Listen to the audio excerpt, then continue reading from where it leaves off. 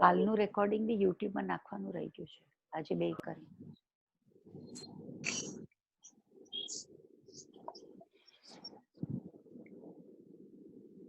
Page 99 છે, 99.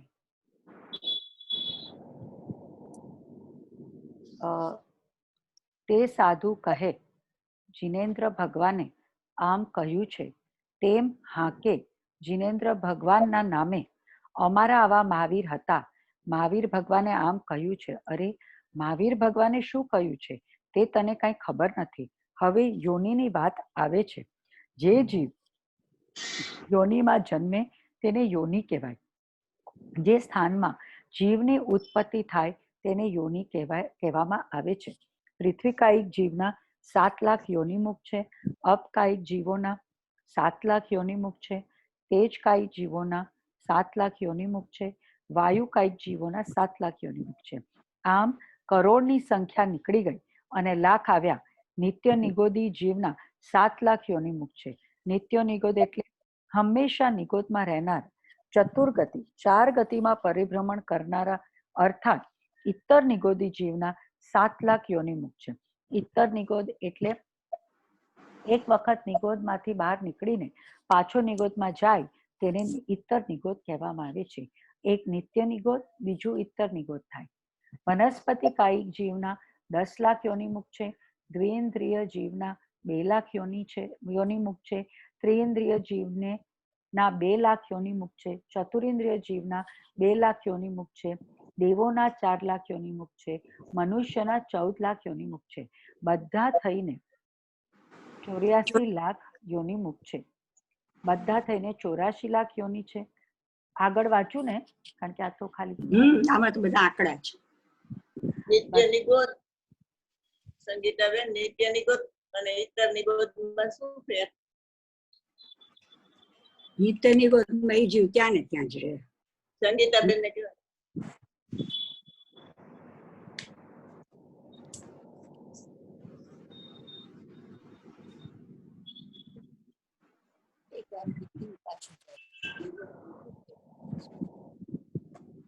સંગીતાબેન તમારે જવાબ આપવાનો છે.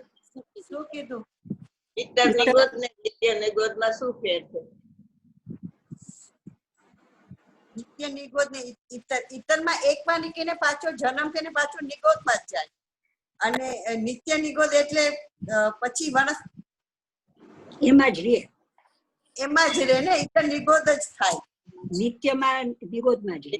નિત્ય નિગોદ એટલે નિગોદમાંથી નીકળો જ નથી એકેય વાર. અને ઇત્તર નિગોદ એટલે નીકળો છે અને પાછો જાય એમાં. બરોબર? તમે કેવા કહેવો, ઇત્તર નિગોદ કે નિત્ય નિગોદ? નિત્ય નિગોદ કહેવાય ને. તમે શું કહેવાય? આપણે નિગોદમાં ક્યાં છે? તમે શું કહેવાય? આપણે નિગોદમાં થોડા છીએ, મનુષ્યમાં છીએ. એમ નહીં, નિત્ય નિગોદ હોય ને એ તહેવાર નીકળો નથી. હા,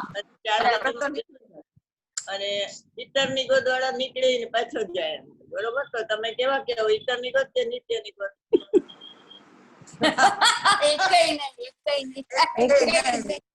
બોલો. તો કેવા બોલો, કેવા છો? કેમ એકઈ નિગોદમાં ન હોય તો એકઈ ન હોય ને? બેન મહિલા છે ને એના જેવા થાશે. એકવાર નીકળી જાય, સમજી ગયા? એને ઇત્તર નિગોદ કહેવાય. એકવાર નીકળીને પાછા એમાં જ જાય એમ તો એને ઇત્તર નિગોદ કહેવાય. એકવાર નીકળ્યા જ નથી એને નિત્ય નિગોદ કહેવાય. તો તમે કેવા કહેવા? હવે તો પાછું નિગોદમાં તો આપણે જવાનું જ નથી. પણ હું તો પૂછી છું, તમે કેવા? આ બે માંથી તમે કેવા? આ બેમાં જવાબ આપવાનો છે કે એની બહાર અપાય? આપણે તો નીકળી તો ગયા જ છે એટલે એમાં તો ગયા જ નથી. ઇત્તર નિગોદ માંથી તો નીકળી ગયા છે. ઇત્તર નિગોદ માંથી નથી નીકળ્યા, નિત્ય નિગોદ માંથી નીકળ્યા છે. આ નિત્ય નિગોદ માંથી તો નીકળી ગયા છે આપણે. તો હવે ક્યાં બાકી રહ્યા? હવે આપણે નથી જવાના પાછા નિગોદમાં, એટલે ઇત્તર પણ નથી. તો કે શું છો તમે? મનુષ્ય. એટલે મનુષ્ય અત્યારે પર્યાય છે. બેન ફ્રીઝ થઈ ગયા. આ બધું એટલા માટે તમને વર્ણન કરાવ્યું, તમારા ભગવાન આત્મામાં નથી એમ. તમે ભગવાન આત્મા છો એમ યાદ રાખો. મનુષ્ય નહીં. સમજી ગયા? આ જે બધી પર્યાયો છે ને એ તમારામાં નથી. ઈતર નિગોદ, નિત્ય નિગોદ કે આ બધા જે કુળ બતાવ્યા યોની એ ભગવાન આત્મામાં નથી. એટલે ઈતર નિગોદ કે નિત્ય નિગોદ વખતે યાદ રાખવાનું કે હું ભગવાન આત્મા છું. બરોબર? પણ બેન નિત્ય નિગોદ નો જીવ અત્યાર સુધી નથી નીકળ્યો, પણ કોઈ વાર બી નહીં નીકળે કે નીકળે છે. એમાં કેટલાક ભવી છે, પણ એ અભવી ને માથા ભાંગે એવા છે કે એ નીકળવાના નથી. અભવી તો નીકળી ગયા, પણ ભવી છે એવા ભવી છે કે જે નીકળવાના નથી. એટલે અભવી ના માથા ભાંગે એવા છે નિત્ય નિગોદમાં જીવો. બધાય નહીં, પણ કેટલાક એવા જીવો છે. ચાલો વાંચો આગળ. બધા થઈને 84 લાખ યોની છે. 4 ગતિને 84 લાખ યોની એટલે જીવોની ઉત્પત્તિ થવાના વ્યવહારને સ્થાનો કયા એ સંયોગમાં ઉત્પન્ન થાય છે એમ વ્યવહારને એ કહેવામાં આવે છે. ખરેખર તો જીવની ઉત્પત્તિ નથી અને મરણ પણ નથી. થોડા ઊંડા યાદ રાખવાનું. હા, જીવ ઉપજતોય નથી ને મરતોય નથી, એ યાદ રાખવાનું. બરોબર? થોડા ઊંડા ઉતરે તો મને મજા આવે એવી વાત છે. પરિણામ આત્મસન્મુખ થતા પોતાને જોવામાં આવે છે. પોતાને ખબર પડે છે કે પર્યાય દ્રષ્ટિ છૂટતી જાય છે. તેને દ્રવ્ય દ્રષ્ટિ થવા પહેલા સ્વભાવનો વિચાર તેને વિશેષપણે ઉગ્રપણે આવતો જાય છે. એ પોતાને જ ખબર પડે, બીજાને ખબર ન પડે. આ ભેદો જીવમાં નથી એ વાત તમને કહી કેટલા વર્ષ થયા. પાઠને પાયે બેસે પ્રમુખ થઈને, પ્રમુખ એટલે મુખ્ય વ્યક્તિ, આ યોની તારામાં નથી એ વાત તેના ચોપડામાં નથી. નેપોલિયન કહેતો હતો ને, ઇમ્પોસિબલ મારા ડિક્શનરીમાં નથી. એમાં તમારા ચોપડામાં આ જીવો ભેદમાં નથી એવું તમારા ચોપડામાં હજી સુધી આવ્યું નથી. બરોબર? એને બેસાડી દો કે હું જન્મતોય નથી મરતોય નથી એવો હું છું ભગવાન આત્મા. બરોબર? અજ્ઞાનીના લખેલા ચોપડા કહેવાય, તેને શાસ્ત્ર ન કહેવાય, એને ચોપડા કહેવાય. શું કહ્યું? આહા, દિગંબર શાસ્ત્રોને તે શાસ્ત્ર છે, બાકી બધા ચોપડા છે. તેથી તેમાં આ વાત ક્યાંથી હોય? ન હોય ને તો કહે પણ ક્યાંથી? પોતાને ભાન ન મળે અને તેના ચોપડામાં પણ લખેલું નથી. શાસ્ત્રમાં લખેલું હોય પણ ચોપડામાં લખેલું ન હોય. કેમ કે ચોપડા અજ્ઞાની લખે છે અને જ્ઞાની લખે તે શાસ્ત્ર. જ્ઞાનીનું જે લખાણ છે તેને શાસ્ત્ર કહેવાય. તે આગમ ક્યાં છે? એના આગમ બધા સમજવા જેવા છે. તેમણે નામ નિક્ષેપ આગમ લખી નાખ્યું છે. બધા કલ્પનાથી લખ્યા છે, પણ આગમના જેટલા નામ છે ને એ બધા એને આપી દીધા છે. 11 અંગ 9 અને 14 પૂર્વ છે ને, તો એ બધા નામ એ લોકો એને આપી દીધા છે. લખાણા છે બધા કલ્પનાથી. બેન, આ લોકો આપણે સ્થાનકવાસી ડેરાવાસીમાં આગમના નામ સરખા જ હોય, આપણે દિગંબરની જેમ જ હોય. હા, પણ છે લખાયેલા કલ્પના. હા, લખાયેલા. આપણે તો નામ છે, પણ આપણી પાસે ક્યાં પુસ્તકો છે બધા અત્યારે. એમાંથી કેટલાય સમયસાર તો થોડું જ્ઞાન હતું ને એમાંથી છે, પણ એ લોકોએ તો બધા નામ રાખ્યા ને બધા પુસ્તકો રાખ્યા છે.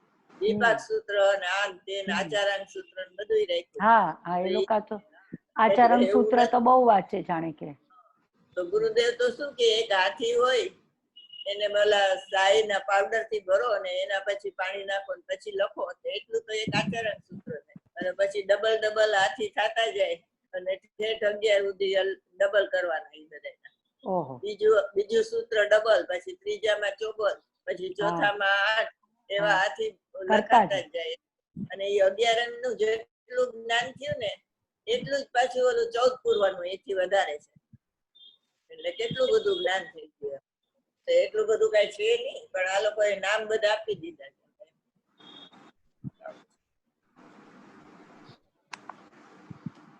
કોથળીમાં કડિયાતું ભર્યું હોય, ઉપર નામ લખે સાકર, તો કડિયાતું સાકર થઈ જાય. તેમ આ લોકોએ ઉપર લખ્યું આગમ. અજ્ઞાનીના લખેલા ચોપડાને આગમ કહીને મારી નાખ્યા. આ 84 લાખ યોનિમુખ છે તે જીવમાં નથી. તે ભાવ એક સમય માત્ર પણ જીવમાં આવી શકતો નથી. જીવ ભાવે રહેલો છે. એ જીવ પરિણામ રૂપે થઈ શકતો નથી. અપરિણામી જીવ પરિણામ રૂપે થઈ શકે નહીં. 3 કાળમાં અપરિણામી પરિણામ રૂપે ન થાય. અપરિણામીપણું તે છોડે નહીં અને પરિણામમાં તે આવી શકે નહીં. નિષ્ક્રિય શુદ્ધ ભાવ છે તે સક્રિય અશુદ્ધ કે શુદ્ધ ભાવમાં આવી શકતો નથી. અને આપણે 10 બોલ કર્યા હતા, યાદ છે? નિષ્ક્રિય ના જીવને પરિણામ ન હોય એના. હા કર્યા હતા ને, લખ્યું છે. નિષ્ક્રિયમાં સક્રિય ન હોય, ધ્રુવમાં ઉત્પાદ્ય ન હોય, હા એ તો આમાં જ લખ્યું છે. પ્રમત અપ્રમત ન હોય, નિરપેક્ષમાં સાપેક્ષ ભાવ ન હોય, પરમપારણામિકમાં 4 ભાવ ન હોય. એ બધા નિશ્ચય વ્યવહાર સર્વથા કથનચિત ધ્યેય ધ્યાન ઈ બધા નહોતા. ના એ તો જીવમાં પરિણામ ન હોય, જીવને પરિણામ ન હોય એવા બોલ ને એ બધા. હા, ધ્રુવમાં ઉત્પાદ્ય ન હોય, બરોબર. નિષ્ક્રિયમાં સક્રિય ન હોય. ઈ આ તો ઓલું લખાયું હતું. આ તો બીજું છે. એ મને મળ્યું નિરાવરણ સાવરણ એ વાળું મને મળ્યું. નશ્વર અવિનશ્વર ધ્યેયમાં ધ્યાન ન હોય. લખ્યું છે. અત્યારનો શું સવાલ હતો? 10 છે ને. જીવને પરિણામ ન હોય, બરોબર. જીવને પરિણામ ન હોય. હા, અપરિણામીમાં પરિણામ ન હોય. નિષ્ક્રિયમાં સક્રિય ન હોય. નિષ્ક્રિય તત્વ છે ને ભગવાન આત્મા, એમાં સક્રિય ઉત્પાદ્યની સક્રિયતા ન હોય. ધ્રુવમાં ઉત્પાદ્ય ન હોય, બરોબર.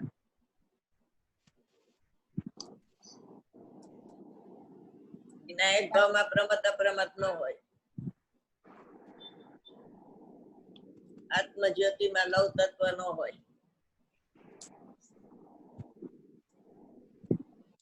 શુદ્ધ ભાવમાં અશુદ્ધ ભાવ ન હોય. એક મિનિટ, આત્મજ્યોતિમાં 9 તત્વમાં આત્મજ્યોતિ છે. આત્મજ્યોતિમાં 9 તત્વ ન હોય. 9 તત્વમાં છુપાયેલી આત્મજ્યોતિ છે ને. અચ્છા, આત્મજ્યોતિમાં 9 તત્વ. ઓકે. પછી સક્રિયમાં નિષ્ક્રિય ન હોય, ધ્યેયમાં ધ્યાન ન હોય. એ આટલું એક સાથે ન બોલાય. સક્રિયમાં નિષ્ક્રિય ન, નિષ્ક્રિયમાં સક્રિય ન હોય. નિષ્ક્રિયમાં મને તો કે સક્રિય તો હોય, નિષ્ક્રિયમાં સક્રિય ન હોય. ધ્યેયમાં ધ્યાન ન હોય.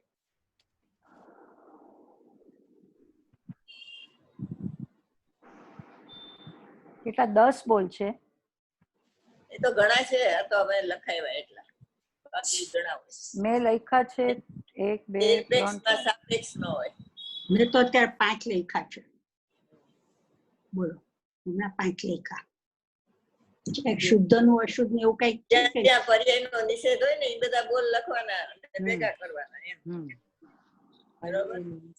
ઓકે. ચાલો વાંચો આગળ. સૂક્ષ્મ એકેન્દ્રિય પર્યાપ્ત ને અપર્યાપ્ત, સ્થૂળ એકેન્દ્રિય પર્યાપ્ત ને અપર્યાપ્ત. એકેન્દ્રિયના 2 ભેદ, એક સૂક્ષ્મ અને એક સ્થૂળ. સૂક્ષ્મ એકેન્દ્રિય પર્યાપ્ત એટલે શરીર પૂરું થાય અને અપર્યાપ્ત એટલે શરીર અધૂરું રહે. સૂક્ષ્મ એકેન્દ્રિયના 2 ભેદ અને સ્થૂળ એકેન્દ્રિયના 2 ભેદ. દ્વિઇન્દ્રિય પર્યાપ્ત અપર્યાપ્ત, ત્રિઇન્દ્રિય પર્યાપ્ત ને અપર્યાપ્ત, ચતુરિન્દ્રિય પર્યાપ્ત ને અપર્યાપ્ત, અસંગની પંચેન્દ્રિય પર્યાપ્ત ને અપર્યાપ્ત, સંઘની પંચેન્દ્રિય પર્યાપ્ત ને અપર્યાપ્ત એવા ભેદો વાળા 14 જીવ સ્થાનો છે. આ બધા જીવને રહેવાના સ્થાનો છે, રહેઠાણો છે. તો પણ જીવ તેમાં રહેલો નથી.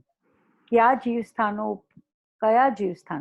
ઉપર કયા તે જીવ સ્થાનોમાં જીવ રહેતો નથી. ઓહો, દ્રષ્ટિ પલટાવાની આ વાત છે.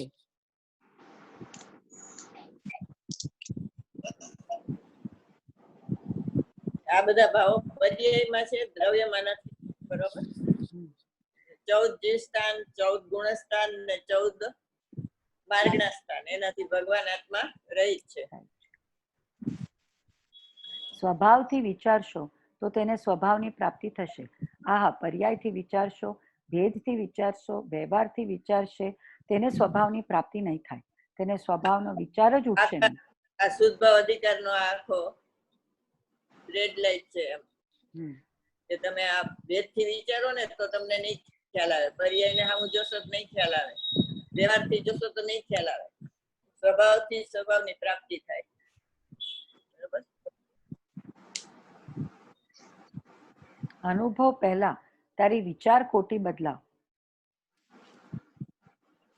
જ્ઞેયનિષ્ઠ પિંજણ મૂકી દે હવે અને ધ્યેયનું સ્વરૂપ કેવું છે તેને લક્ષમાં તો લે. ભણીને શાસ્ત્ર પાઠી થાય અને ભેદમાં રોકાઈ જાય. તે કહે અમને અભેદનો તો વિચાર આવતો નથી, અને કદાચિત વિચાર આવે તો તે વિચાર ટકતો નથી. તેનો અર્થ એમ છે કે તેણે અભેદને પ્રેમ કર્યો નથી. આવી ભાષા વાત બધી સાંભળેલી છે હો, આપણે સાંભળી લઈએ, બીજું શું થાય. કેમ કે માની જીવને બહુ કઈ કહેવાય નહીં, નહીતર તેના નાકની દાંડી ઠરડાઈ જાય. આહા, રહેવા દે ભાઈ. એટલે કયો દોષ આમાં આવ્યો? અભેદનો વિચાર નથી આવતો, એમાં કયો દોષ આવ્યો? દ્રષ્ટિનો દોષ. બોલો, ભૂલી ગયા? રાગની રુચિ અને આત્માની અરુચિ તે અનંતાનુબંધીનો ક્રોધ છે. અચ્છા, એ 4 દોષ. રાગી પ્રાણીને છે ને ભેદને જોતા રાગની ઉત્પત્તિ થાય છે, તો એ એમ કે છે કે અમને ભેદમાં રસ પડે છે, અભેદમાં તો અમને યાદ નથી આવતો. એટલે એને રાગની રુચિ છે અને આત્માની અરુચિ છે, એટલે અનંતાનુબંધીનો ક્રોધ આવી ગયો.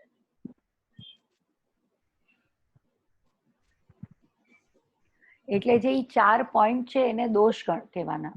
ઈ દોષ છે. અનંતાનુબંધીના ક્રોધ, માન, માયા, લોભ, ઈ વાળા 4 જે બોલ છે. મિથ્યાત્વની સાથે છે ને, મિથ્યાત્વ જાય એની હારે આ બધા જાય ચારે એકસાથે.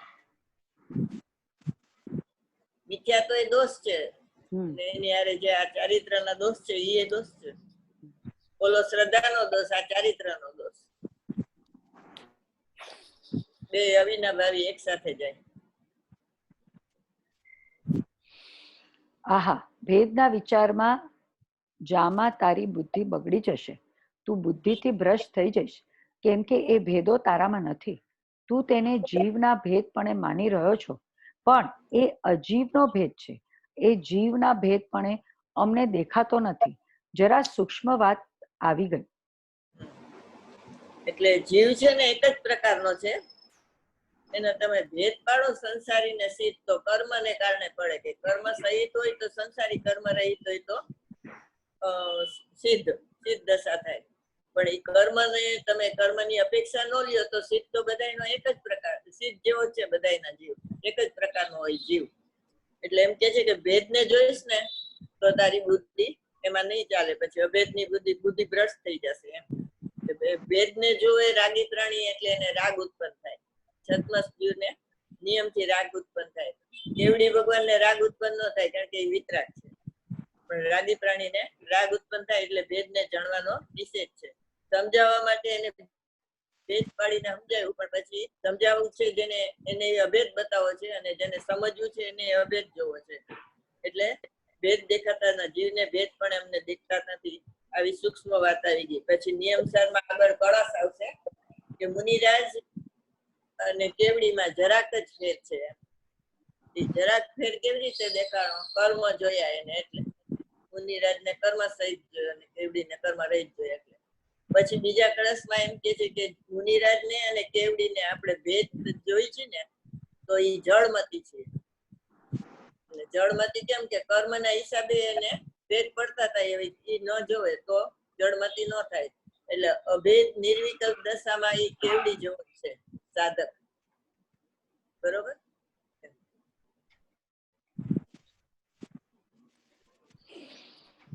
આહા, જીવ તો અભેદપણે બિરાજમાન છે.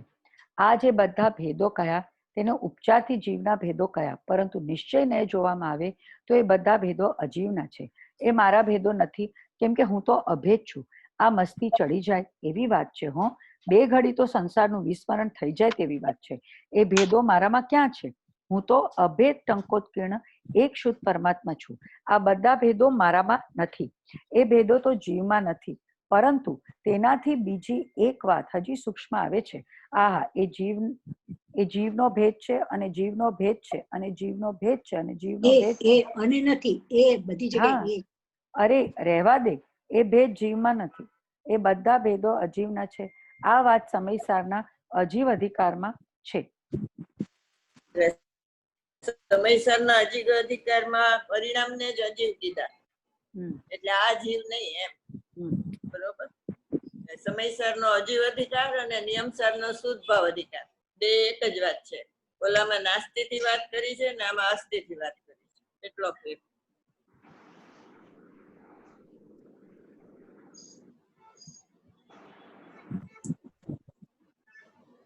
ઓગણત્રીસ બોલ નો ઉકરડો આવે છે ને, એ બધા જીવમાં નથી એમ, અજીવના પરિણામ છે. અનુભૂતિથી એ ભિન્ન છે. આત્માની અનુભૂતિ થાય એનાથી પણ એ ભિન્ન ભાવ છે. સમય સારના અજીવ અધિકારમાં 14 ગુણસ્થાન, 14 માર્ગના સ્થાનના સ્થાનો અને 14 જીવ સમાસો એ બધા અજીવમાં નાખ્યા છે. આગળ વધીને પૂતગલના પરિણામ છે. અરે પૂતગલ છે જા, કોઈ હિસાબે દ્રષ્ટિ ફેરવ.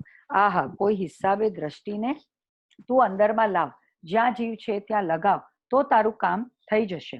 આહા, વ્યવહારને એ ભેદો જીવના કહેવાય, પરંતુ નિશ્ચયને એ ભેદો અજીવના છે. તેનાથી આગળ કહીએ તો નિશ્ચય નહીંથી જીવ જોવામાં આવે તો એ ભેદો અજીવના પણ નથી. અજીવના પણ નથી, અજીવ જ છે. શું કહ્યું? અજીવના ભેદને પણ અજીવમાં અભેદ કર. આ જીવોના ભેદ અને આ અજીવનો ભેદ તેમ પણ નહીં. તેમાં પણ તને વિકલ્પ ઉત્પન્ન થશે, પરંતુ તે અજીવનો ભેદ નથી, પણ અજીવ જ છે. હું તો જીવ જ છું, તો જીવમાં પણ ભેદ દેખાતો નથી, અને અભેદનું અવલંબન લેતા તેને અનુભવ થશે. અહીંયા અભેદ જોયું તો અજીવમાં અભેદ કરી દીધું, બેયને અભેદ. એટલે બે અહીંયા પોતાના દ્રવ્ય ગુણ પર્યાય આમાં અભેદ અને અજીવમાં એના દ્રવ્ય ગુણ પર્યાય અભેદ, બે પરિણામીને અલગ કરી દે.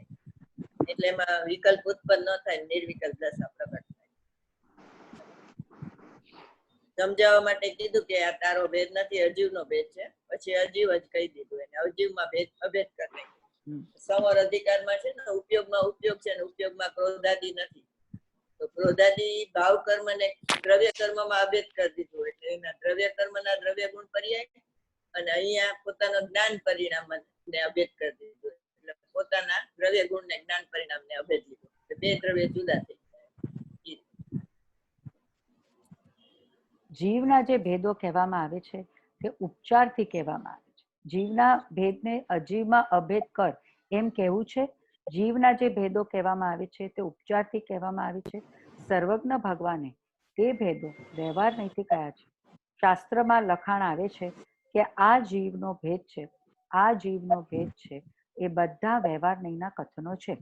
હવે તેને પૂછવું જોઈએ કે આ કઈ નયના કથનથી તમે જીવનો ભેદ કયો? તેને કહે છે કે એ વ્યવહાર નયે જીવના ભેદ કયો છે.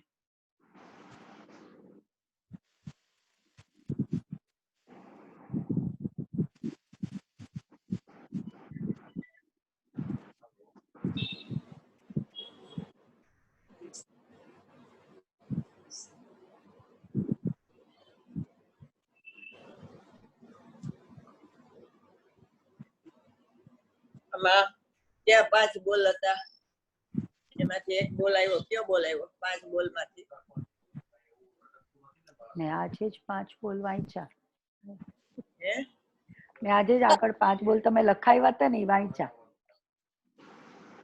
બોલો ના, એ તો 5 ભાવ વાંચ્યા. એ તો 5 ભાવ વાંચ્યા. પર દ્રવ્ય, પર ભાવ અને હે. નહીં છે એટલે વ્યવહાર નહીં ને નિશ્ચય નહીં આવે. અમે હા, વ્યવહાર નહીં ને નિશ્ચય નહીં આવે. કયા નૈતિક કથનથી તમે જીવને ભેદ કર્યો?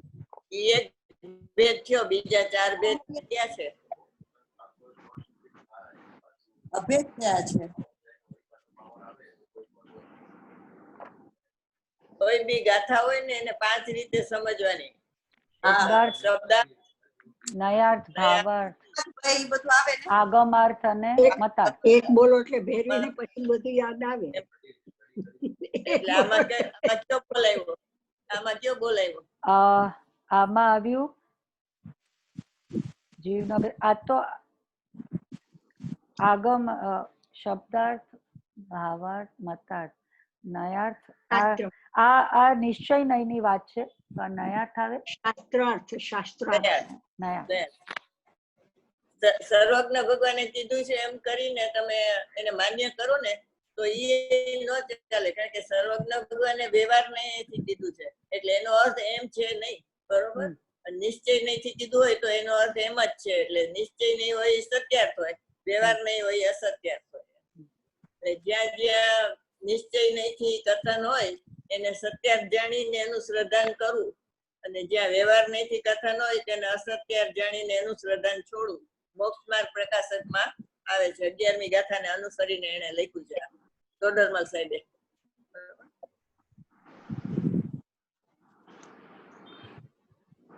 આ શાસ્ત્ર સમજવાની પદ્ધતિ છે.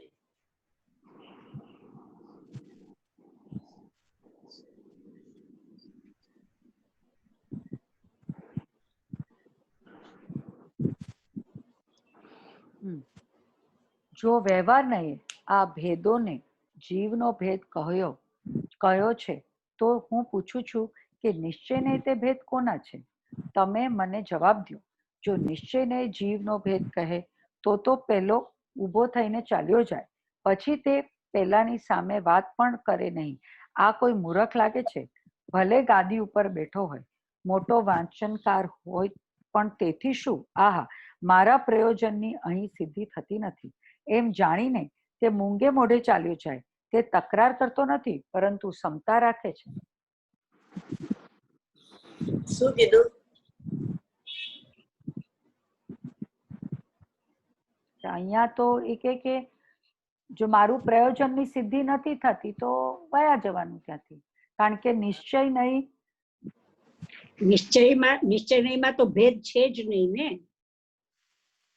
એમ નિશ્ચય નહીંથી પ્રયોજનની સિદ્ધિ થાય છે, વ્યવહાર નહીંથી નથી થતી. અને વ્યવહાર નહીંના પ્રતિપાદનને જે આગળ કરે ને એનો વિરોધ ન કરે પણ ઉભા થઈને હાલતું થાય.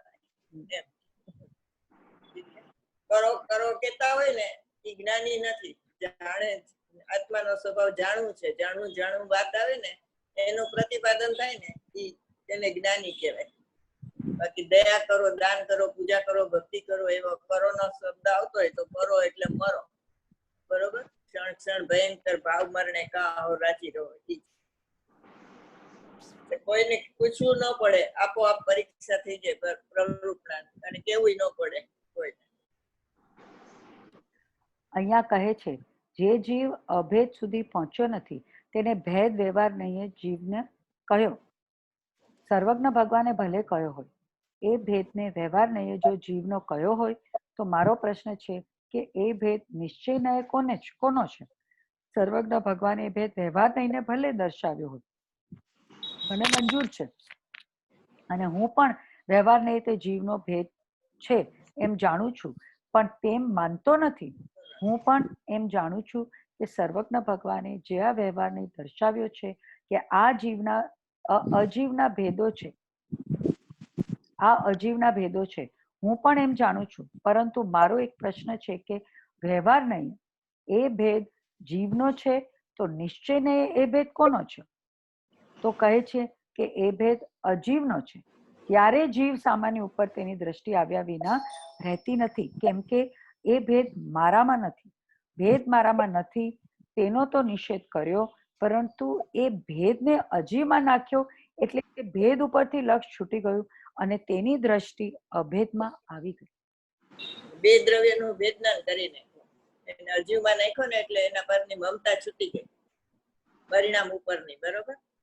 અને જેવી રીતે 50મી ગાથા નિયમસારની છે તો એમાં પર્યાય દ્રષ્ટિ છૂટતી જ નહોતી, તો એને શું કીધું કે પર દ્રવ્ય છે, પર સ્વભાવ છે ને ધ્યેય છે એમ કહી દીધું. પર દ્રવ્ય કેતા એની પકડ ઢીલી થઈ ગઈ.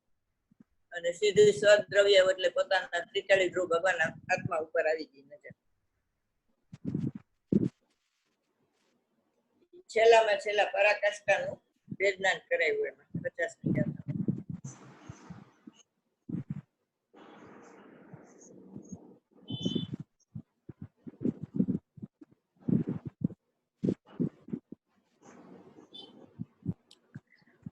જીવને ભેદ કયો છે, પરંતુ તે જીવનો ભેદ નથી. વ્યવહારને આ જીવના ભેદો છે તેમ વ્યવહાર દર્શાવવામાં આવે છે. જે વ્યવહાર દર્શાવ્યો છે તેમાં અજ્ઞાનીને ભાસે છે કે વ્યવહાર દર્શાવ્યો છે ને વ્યવહારે જીવનો ભેદ કયો ને, તો નિશ્ચયને તે ભેદ કોના છે? તો કહે છે નિશ્ચયને એ અજીવના ભેદ છે. તો હવે મારો પ્રશ્ન છે કે વ્યવહાર સંગીતાબેન કહેતા હતા ને કે વ્યવહારને કહું છું પ્રતિક્રમણની વાત. એટલે નિશ્ચયની વાત હાલતી હોય ને ત્યારે વ્યવહાર છોડી દેવાનો. વ્યવહારને આગળ નહીં કરવાનો. બરોબર. આ હવે મારો પ્રશ્ન છે કે વ્યવહારને એ જીવનો ભેદ શું છે? તો કહે છે જ્ઞાન, દર્શન, ચારિત્ર તે ત્રિકાળી ગુણ છે. તે વ્યવહારને એ જીવનો ભેદ છે. નિશ્ચયને તો ગુણભેદ પણ દેખાતો નથી, ગુણી એકલો દેખાય છે. આ બહુ ઊંચા પ્રકારનો સ્વાધ્યાય ચાલે છે, કેમ કે નિજ ભાવનાના અર્થે આ શાસ્ત્ર લખવામાં આવ્યું છે. અત્યારે અમારો ભાવ બીજાને સમજાવવાનો નથી. આ વાત ક્યાં આવે છે ભૈરવીબેન? આ ત્રિકાળી જૂનું અભેદની વાત છે.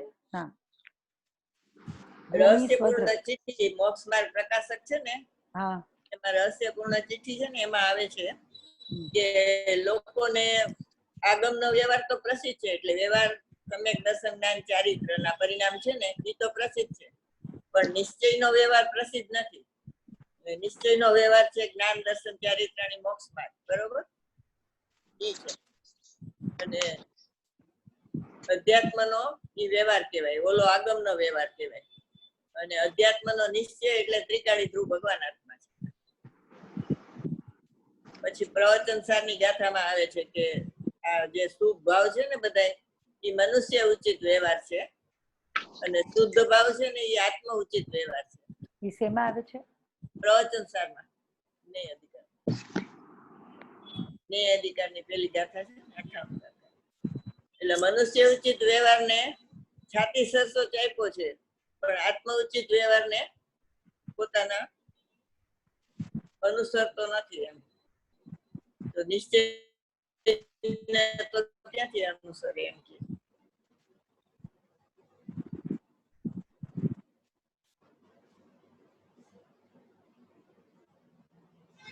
પછી અહીંયા જે એમ કીધું ને કે વ્યવહાર ને જીવના ભેદ છે, બરોબર, તો એને અજીવમાં નાખ્યું. એટલે અજીવ એટલે પરદ્રવ્ય, બરોબર, જીવ એટલે સ્વદ્રવ્ય, અજીવ એટલે પરદ્રવ્ય. એમ અહીંયા ગુણભેદ ને વ્યવહાર ને કીધું, તો વ્યવહાર ને કીધું એટલે એને પરદ્રવ્ય ગણી લ્યો. ગુણભેદ પાડો તો પરદ્રવ્ય, અને ગુણી લ્યો તો સ્વદ્રવ્ય. 252 કળશમાં આવે. દ્રવ્ય, ક્ષેત્ર, કાળ, ભાવ બધા પોતાના ત્રિકાળી ધ્રુવ ભગવાન આત્મામાં ઉતાર્યા. એમાં ભેદ પાડો ને એને પરદ્રવ્ય, પર સ્વભાવ, પર ક્ષેત્ર, પર કાળ ને પર ભાવ કીધું.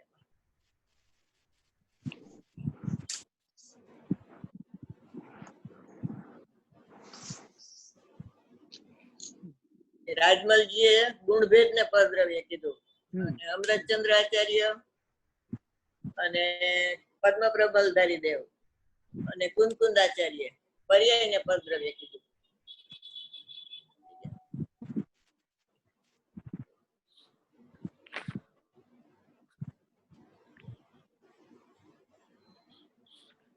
અને 38મી ગાથા નિયમસાર ની એમાં પદ્મપ્રબલધારી દેવ કે છે કે પર્યાય પરદ્રવ્ય છે. 50મી ગાથામાં કુંદકુંદ ભગવાન કહે છે કે પર્યાય પરદ્રવ્ય છે. અને 185 કળશમાં અમૃતચંદ્ર આચાર્ય સમયસાર નો 185 કળશ છે ને, ગાથા 50 સમયસારની કે નિયમસારની? નિયમસાર. અને 185 કળશ છે ને એ સમયસાર નો. હા, એમાં અમૃતચંદ્ર આચાર્ય પર્યાય ને પરદ્રવ્ય કે છે. પ્રગટ થાય તે પરદ્રવ્ય અને પ્રગટ છે તે સ્વદ્રવ્ય.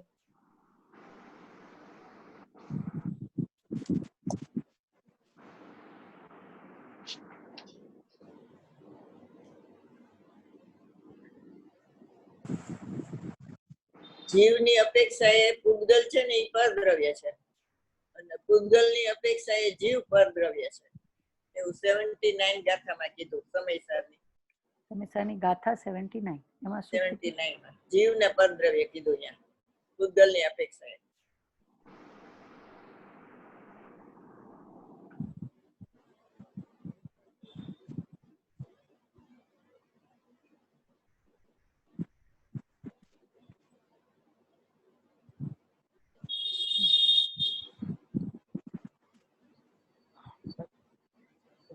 આચાર્ય ભગવાન પરદ્રવ્ય કહે તો છે ઘણી જગ્યાએ કહે છે પરદ્રવ્ય ઘણી જગ્યાએ કહે છે પણ આ 5 ગાથા છે ને એ પોઈન્ટ આઉટ કરે છે ગુરુદેવને ભાઈ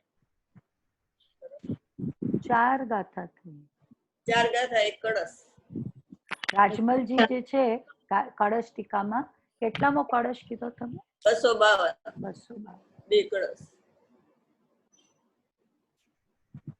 3 આચાર્યના 4 અને એક પંડિતનો રાજમલજીનો 4 થયા અને એક ઓલી 79 ગાથા ગાથામાં 79. એમાં પૂતગલની અપેક્ષાએ જીવ પરદ્રવ્ય છે જીવની અપેક્ષાએ પૂતગલ પરદ્રવ્ય. આચાર્ય ભગવાન કહે છે આ અમારો ઉત્તર કાળ આવી ગયો છે. હવે આ અમારો ઠરવાનો કાળ આવ્યો છે. હવે અમને પરને સમજાવવાનો વિચાર છૂટી ગયો છે. અહીં કહે છે 14 ભેદવાળા જીવ સ્થાનો તે જીવને નથી. એ જીવને નથી ત્યારે વાક્ય પૂરું થાય છે. આ જીવ સ્થાનો છે તે જીવને નથી ત્યારે પૂર્ણ વિરામ થાય છે. હવે આગળ આનાથી વધારે સૂક્ષ્મ વાત આવે છે. અન્ય મતમાં એવું કહે કે આ 14 ભેદવાળા જીવ સ્થાનો છે પણ એ જીવને નથી એમ ન કહે એ લોકો એટલે વ્યવહાર નહીમાં જ એનું શાસ્ત્ર પૂરું થઈ જાય અને અહીંયા છે તો જીવને નથી એમ કીધું એટલે નિશ્ચયને એનો નિષેધ કરે છે બરોબર. વ્યવહાર નહીં બીજાના ભાવને બીજાનો કહે છે અને નિશ્ચય નહીં છે એ બીજાના ભાવને બીજાનો જરા પણ કહેતો નથી અને નિષેધ કરે છે. ગાથા 56 ગાથા 56 એમાં શું છે? વ્યવહાર નહીં બીજાના ભાવને બીજાનો ભાવ કહે છે અને નિશ્ચય નહીં બીજાના ભાવને જરા પણ બીજાનો કહેતો નથી અને નિષેધ કરે છે. કાઢો સંગીતાબેન 56 ગાથા.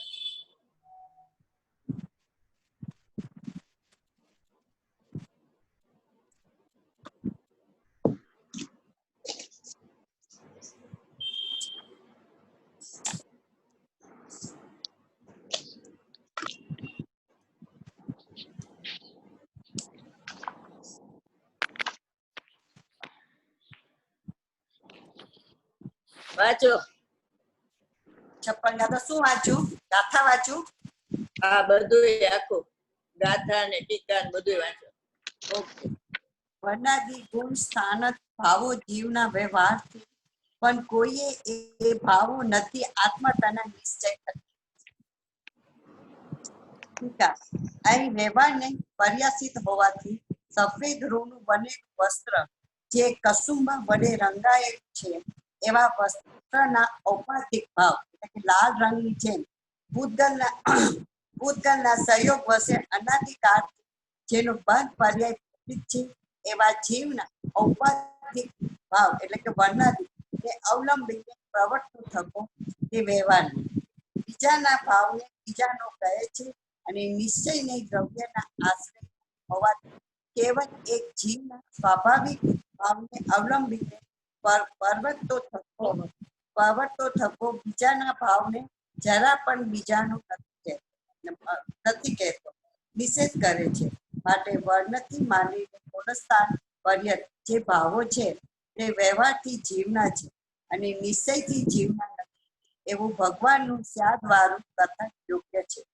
વરી પૂછે છે કે વર્ણાધિક નિશ્ચયથી જીવના કેમ નથી તેનું કારણ કહો.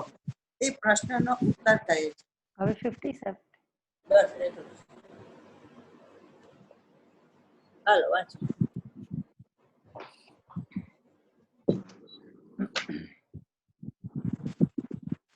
ગતિ ઇન્દ્રિય કાય યોગ વેદ કષાય જ્ઞાન સંયમ દર્શન લેશ્યા ભવ્યત્વ, સમ્યક્ત્વ, સંજ્ઞિત્વ અને આહાર એવા ભેદ સ્વરૂપ 14 માર્ગણા સ્થાનો છે. આહાર શું કહે છે? શાયિક સમ્યક દર્શન જીવને નથી. જ્ઞાન માર્ગણામાં, કેવળ જ્ઞાન માર્ગણામાં માર્ગણા જીવમાં નથી. મતિ શ્રુત તો જોવામાં નથી, પરંતુ જીવમાં નથી. મતિ શ્રુત તો જીવમાં નથી, પરંતુ કેવળ જ્ઞાનના પરિણામો પણ મારા નથી.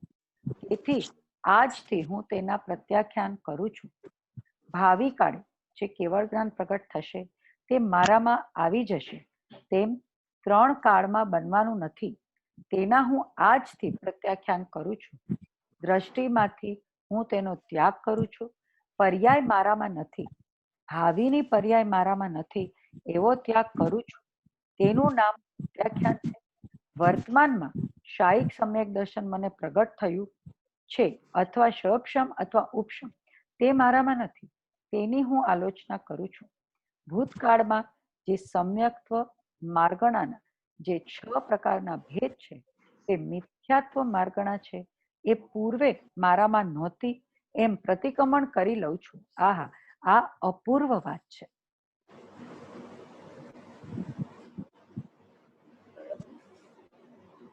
આ સમ્યકત્વ માર્ગણા છે ને, એમાં 6 પ્રકાર આવે છે. એનો પ્રશ્ન રાજુભાઈએ પૂછ્યો તો મને, એનો જવાબ આપ્યો તો મેં પત્રમાં. એટલે સમ્યકત્વને કે સમ્યકત્વ માર્ગણામાં કેમ ગયું? તો એ મિથ્યાત્વનો સદભાવ ને અભાવ બે એમાં આવી ગયું.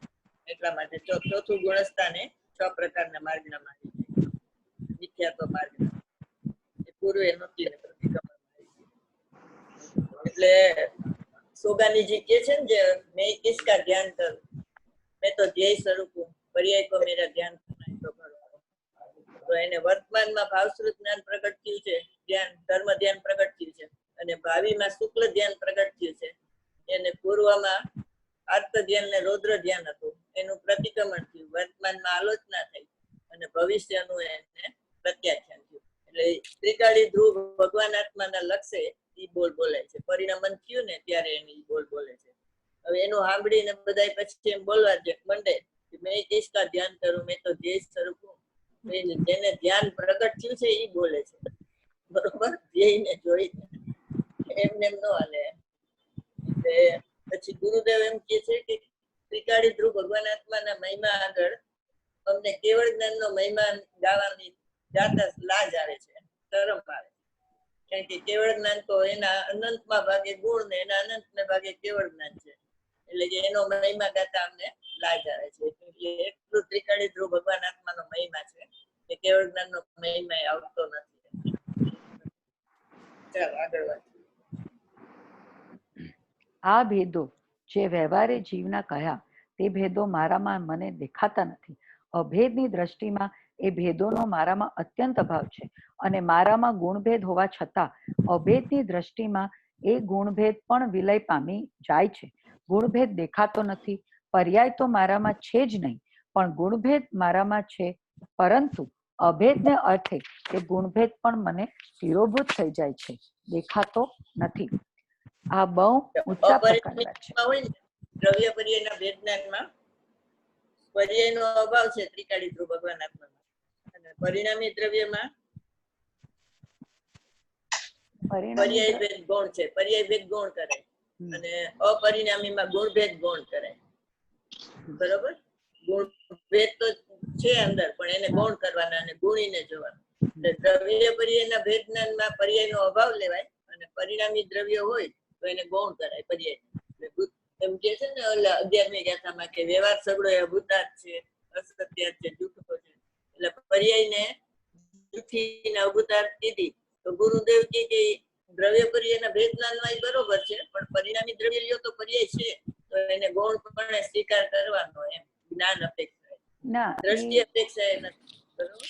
ના, એ ફરીથી એકવાર કહેતો કે દ્રવ્ય પર્યાય અને પરિણામી એ બેમાં કેમ ફરક પડે? જો ગુણ ભેદ છે એ તો દ્રવ્ય પર્યાય મારા પરિણામ એટલે અંદરની વાત. આ દ્રવ્ય પર્યાયનું ભેદ જ્ઞાન તમે કરો તો દ્રવ્યની સામે તમારી નજર છે, બરોબર? તો એમાં પર્યાય છે? ત્રિકાળી ધ્રુવ ભગવાન નથી ને, તો એમાં અભાવ કહેવાય. દ્રષ્ટિના વિષયમાં પર્યાયનો અભાવ. દ્રષ્ટિના વિષય ગુણો તો છે એમાં, હા, પણ ગુણભેદ ને ગૌણ કરાય એમાં, અને ગુણીને જોવાય. બરોબર.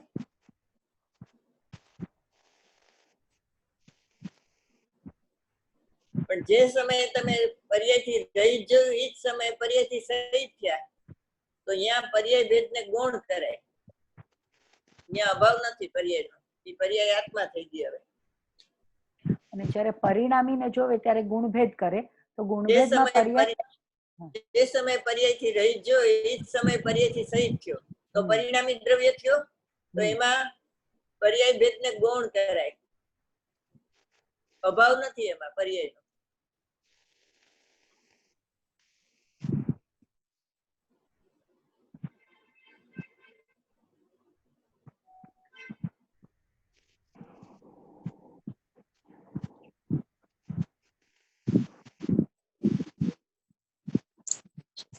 શુદ્ધ ભાવ અધિકાર આખો દ્રષ્ટિનો વિષય છે ને, એટલે એમ કે છે ગુણભેદ ને ગુણ કરો, પર્યાય છે જ નહીં તમારામાં.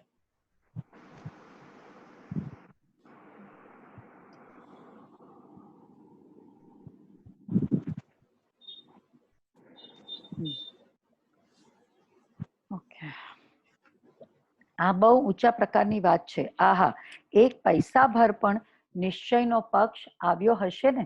એક પૈસા ભર પણ હું કહું છું, સતનો પક્ષ એક પૈસા ભાર આવ્યો હશે ને, અને 100% વ્યવહારના પક્ષમાંથી એક પૈસો પણ ઘટ્યો હશે ને, અને સતનો પક્ષ એક પૈસો થયો હશે ને, તો તે 1 પૈસા 2 પૈસા 4 પૈસા 10 પૈસા અને પછી 100 પૈસા થઈ જશે, અને વ્યવહારનો પક્ષ છૂટી જશે. 100 પૈસાનો જે નિશ્ચયનો પક્ષ આવ્યો છે તે પછી છૂટીના અનુભવ થઈ જશે. 1 પૈસા ભાર તો સ્વભાવનો પક્ષ. લાવ ભાઈ, જીવ વ્યવહારથી રખડ્યો નથી, પરંતુ તે વ્યવહારના પક્ષથી તે રખડે છે. વ્યવહારથી અલ્પકાળ રખડે અને વ્યવહારના પક્ષથી તે અનંતકાળ રખડે. વ્યવહાર રખડાવે તો છે, પરંતુ વ્યવહારનો જે પક્ષ છે તે જીવને મારી નાખે છે. વ્યવહારે શુભ ભાવ આવશે ખરો, પણ તે અલ્પ સંસારનું કારણ છે. શુભ ભાવ મારામાં થાય છે તેવું તો તારામાં સ્થાપમાં તેને હવે આશ્રવમાં સ્થાપ, તેને જીવમાંથી ઉત્થાપી અને આશ્રવમાં સ્થાપ. વ્યવહારનો પક્ષ હવે છોડી દે. મિથ્યાત્વના પરિણામ મારામાં થતા નથી. આ વાત ગળે કેમ ઉતરે? આહા, થાય છે તેનો નકાર કેમ કરવો? શુભ ભાવ થાય છે તો નકાર કેમ કરવો? એને પેપર વેટ મૂકી દઈએ એમ કે છે. ચાલો, શુભ ભાવ ને શું કહેવાય? કયું તત્વ કહેવાય? નવ તત્વમાંથી કયું તત્વ કહેવાય સંગીતાબેન? પુણ્ય. આશ્રવ. સંગીતાબેન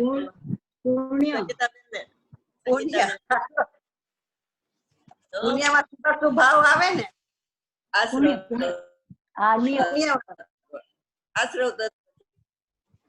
તત્વ. પુણ્ય પાપ ને આશ્રવમાં આશ્રવ તત્વ થયું ને. તો આશ્રવ ને આત્માનું ભેદ જ્ઞાન ક્યાં આવે છે સમયસરમાં? બોલો. આત્મા ને આશ્રવ તો જ્યાં ભેદ જીવ જાણે નહીં. ક્યાં આવે છે? બોલ. કેટલામી ગાથા? 72 ગાથા. જીવ જયારે આશ્રવ તેમની જાતમાં તણું જાણે વિશેષાંતર તથા બંધન નહીં તેને થતું. વાંચો 72 ગાથા. હા. જીવ જયારે આશ્રવોનું તેમની જાતમાં તણું જાણે વિશેષાંતર તથા બંધન નહીં તેને થતું. ઈચ્છન ઉભા કાઢવા દો. મને કહે 72. હા. અશુચિપણું વિપરીતતા એ આશ્રવોના જાણીને દુઃખ કારણો એથી નિવૃત્તન જીવ કરે. આ 72મી ગાથા છે.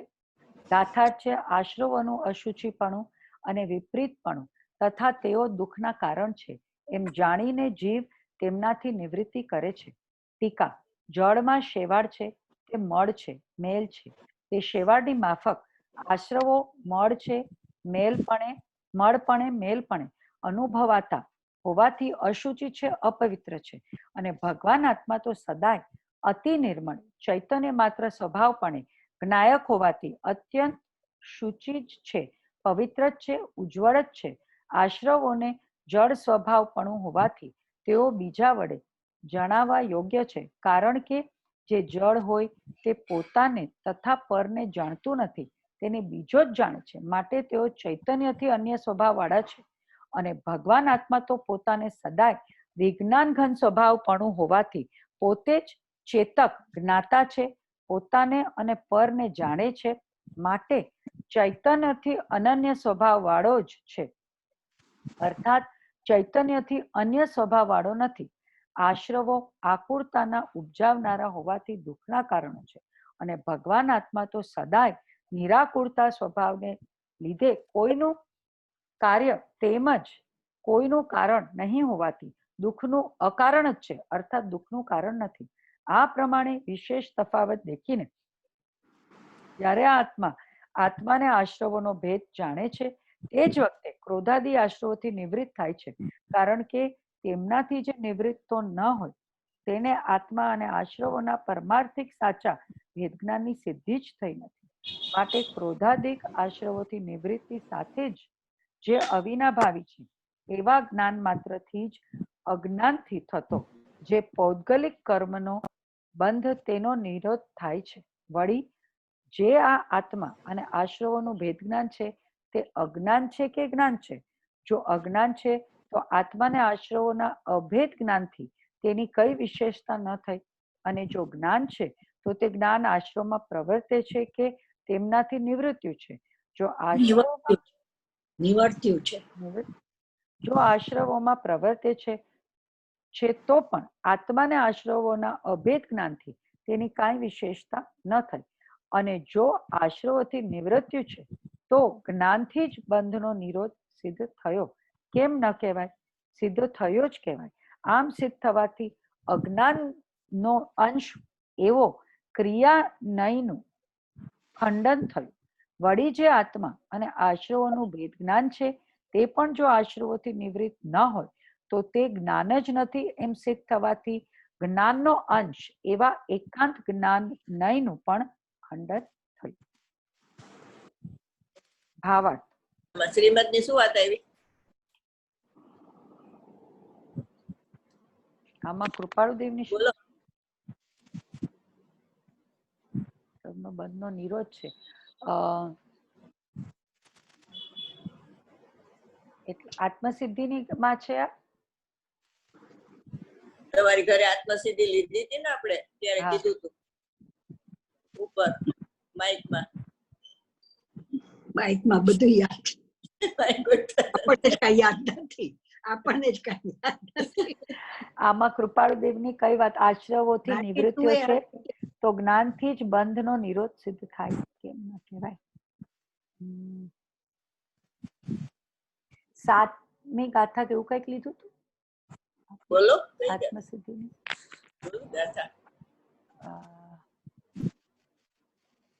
કોઈ ક્રિયા જળ થઈ રહ્યા શુષ્ક જ્ઞાનમાં કોઈ માને મારે મોક્ષ નો પરિણામ છે. એમાં ગુરુદેવ 72મી ગાથાનો આધાર આપે છે. ક્રિયા નહીં ને જ્ઞાન નહીં કીધું ને, તમારે ત્યાં આવ્યા ને ત્યારે આપણે લીધું હતું. હા, એટલે મને યાદ આવ્યું, એટલે મેં કીધું 6ઠી 7મી બિગનિંગ ની જ ગાથા લીધી હતી, પણ કઈ લીધી હતી યાદ નથી. કોઈ ક્રિયા જળ થઈ રહી.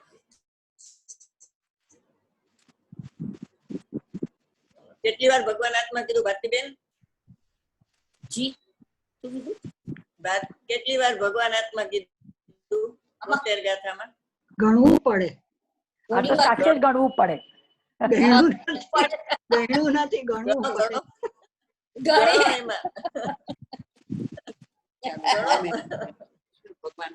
તમે તો ગણી જશે. એને બધું ગણેલું હોય એટલે ચિંતા કરો. એટલે ગુરુદેવના પ્રવચનમાં કે અહીંયા?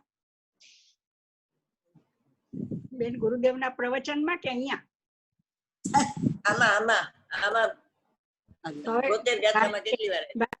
ભારતીકાલ ગણીને રાખશું.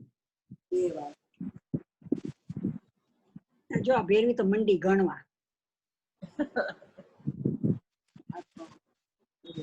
બેન 3 વાર મળ્યું. હા, બસ 3 વાર. યસ 3 વાર. ભગવાનાત્મા ભગવાનાત્મા બોલો, 3 વાર શું કીધું? પહેલી વારમાં ભગવાન આત્મામાં શું કીધું, બીજી વારમાં શું કીધું, ને ત્રીજી વારમાં શું કીધું? અરે બાપ